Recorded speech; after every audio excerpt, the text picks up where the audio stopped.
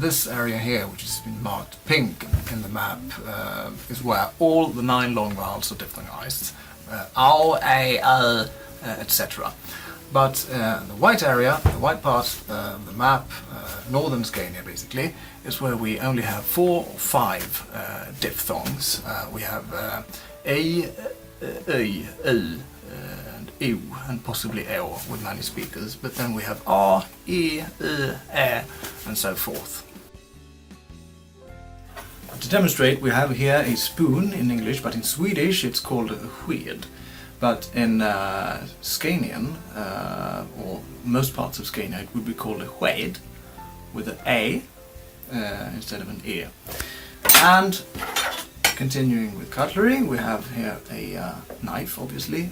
In standard Swedish it's kniv, but in all of Scania it's called a kniv, with an a. So that's a diphthong. And we have here, obviously, a bowl.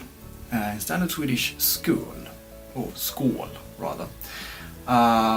But in southern and western Scania it's skål.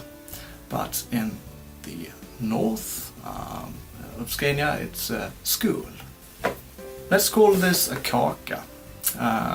Kaåka in standard Swedish, a cookie, as it were. In Scania it's called a kaåka. In southern and western Scania, kaåka, more or less, with a diphthongized vowel, ow. It's not diphthongized in northern Scania, where it is kaåka, much like standard Swedish.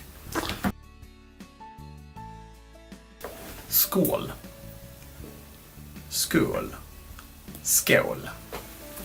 Kaka, kaka, kaåka. Skäed, skäed, skäed.